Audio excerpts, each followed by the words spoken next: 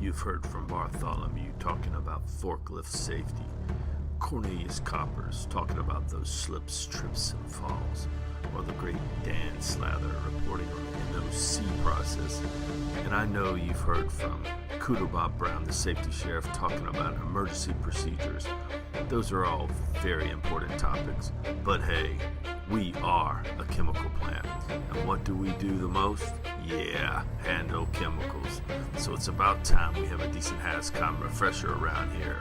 So without further ado, I introduce to you this special episode of Scared Straight, featuring Mr. HazCom himself, Prison Matt. Yo, I'm Prison Matt. I'll be talking to you about the HazCom today. See, I've been in the clink, and I learned to appreciate all the HazCom. Y'all think prison's good? I know some of you know it's not. But I'm here today to scare all y'all straight and teach you how to appreciate the HazCom. It's all on us to work together to identify and protect against the hazards. First, let's discuss labeling. You see this eye patch here?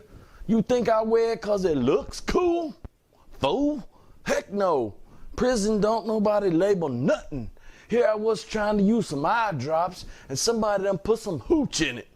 Once I put my drops in my eye, man, it was all over. Same thing in a chemical plant. All chemicals must be labeled at all times. Some items can be incompatible with the others, and we need to know what we have on the floor. Labels, they need to be on all the transfer containers and describe the hazards up in it. Everyone needs to know what they're working with, and labels and SDS sheets help with that. You need to understand the hazards in your area by reviewing the SDS sheets and understanding what the chemicals they can do to you. Do you even know where to find the SDS sheet? Huh? If you don't, you better speak up. Well, I'm going to show you how anyways. So sit back and relax for a second before I get up in this. Video on how to get to our SDS sheets, a new system that they've implemented throughout Coppers. A little bit different, but not that much of a change. It's in the same location. If you get to the Rock Hill, South Carolina homepage on SharePoint, if you cannot get there, if you don't have a link to that, you need to email me and let me know. I'll send you the link. You need to save it as a favorite, because on this site, there's pretty much everything you need. You've got your, you can get to Focus, to iShare, you can get to all your lottos, work permits, forms, lab forms, how you enter a work request through maintenance, how to get to CopNet through your Okta, SOPs, policies, sheet policies. Also, down here at the very, very bottom, that's where our SDSs and product labels are. So you're going to want to look for the SDS sheet, and we're going to click on it. And once we get there, we're going to type in what we're looking for. And we can change these headings up here. Right now, I'm looking for a product name. I could look for the manufacturer name if I want to. Let's look up methanol. All right, so I'm going to see that came up. I'm going to click on methanol and hit search. All right, 3 came up. I'm looking for the one for Fisher Scientific. And right here, the little blue icon is the document. We're going to click that. It's going to give me 3 options: view, email, or fax.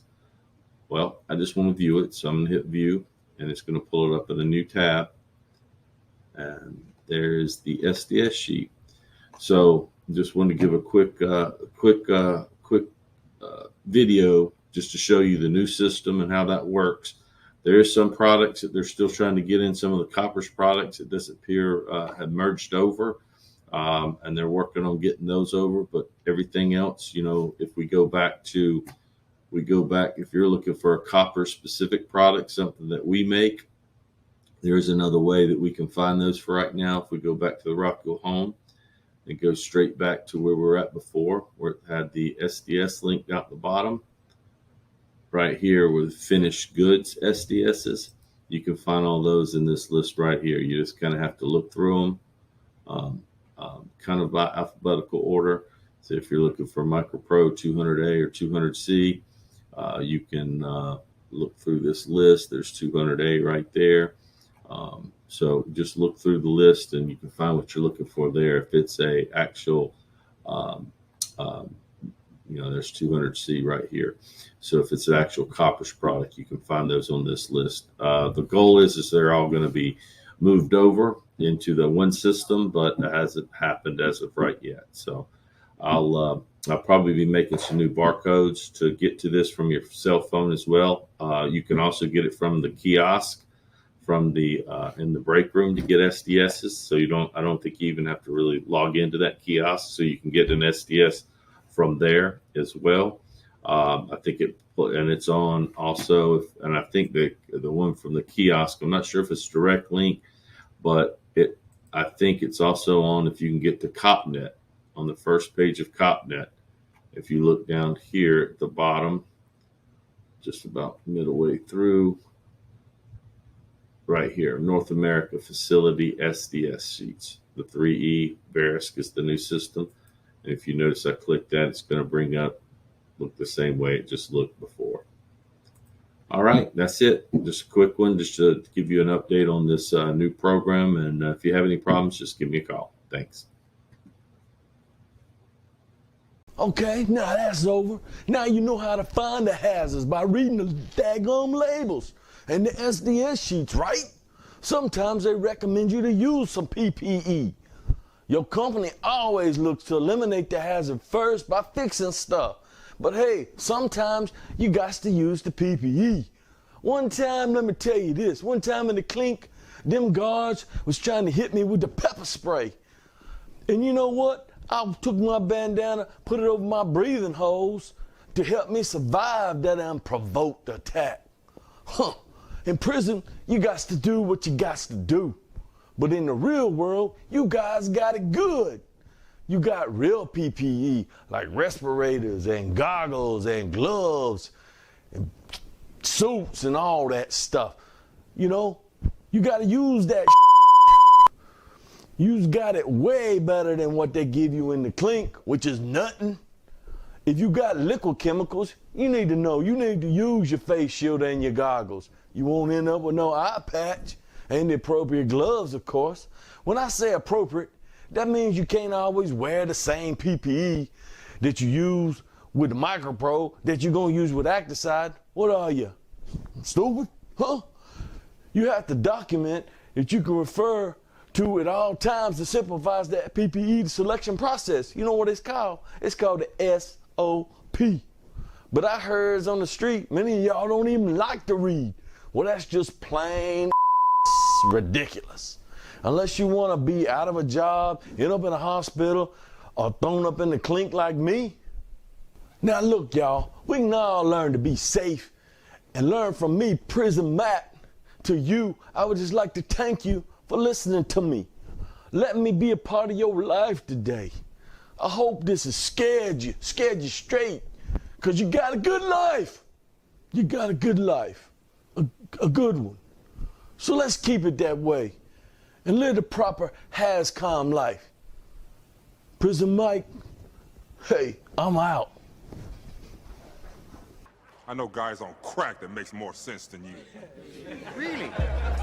Then let me put it to you this way, cuz. Hey, what's going on? Yeah, it's just me this week. Cooter Bob Brown, he's on vacation down there in Sharon, I think. I don't know why, but that's where he's at.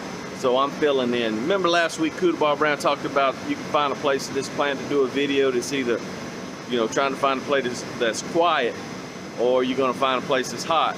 Well, I think I found a place that's not quiet and is hot. So we're here at the MTZ area today, talk a little bit about combustible dust and what that really means to us, how to stay safe. A combustible dust is basically a solid that, when suspended in air, with the right mixture between that and oxygen, can cause an explosion, a fire, and not all dust are combustible, but a lot of them are. Flour, sugar, things like that are even combustible. We're lucky, it's right over there. Copper is not. So we got lucky on that one. Tebuconazole is, though. It's very combustible and can be ignited even with a spark, but the conditions have to be right. Just like a carburetor in your lawnmower, you know, you flood it. If too much fuel and not enough air, it won't work. But when the conditions are just right amount of fuel, right amount of air, that's when you get the explosions. Same thing can happen here. We take precautions to make sure we don't create any sparks, unnecessary sparks, to protect ourselves in case the conditions are correct. We do some grounding of the bags to the frame of the hoist when they come up. There's also some PPE requirements that I'm going to show up on the screen here that'll show the proper PPE to wear when you're working up at this top operator location. I'm also going to start to show just a few slides. It's going to go through and show you what the kind of the timeline of the way a combustible dust event works. Some of the other information that you might need to know is, you know, equipment like this dust collection system and this suppression system. It's designed if there was some sort of explosion inside this system that is going to go out the building. This is kind of the way it's designed to work, is hopefully direct something out towards the back of the building. That's why you'll see that vent out there, and there's a sign out there saying, hey, this is kind of an explosion zone. You shouldn't be walking in that area when you're charging MTZ or tebuconazole for that reason. But I also I'm going to show a few slides, let it go through, just to show you kind of the timeline of the way a combustible dust event happens and the extent that it can cause. But one of the main things that we have to, and one of the main takeaways you're going to get from that is cleanliness of the area. Making sure that dust around this area from tebuconazole has been cleaned up and washed down, that we don't have an accumulation of dust. You'll see that the accumulation of dust is generally the cause of these more severe events. You're going to have an initial explosion. It releases a lot more dust from rafters and areas around this area, which can cause secondary explosions, and that's where the real danger happens. So I'm gonna, with those slides and the PPE photo, just wanted to give you a quick update. We're getting ready to start making this stuff again here, so just needed to give you a quick update and add it to the HazCom refresher on kind of what we're up against and how to stay safe from combustible dust. Thank you.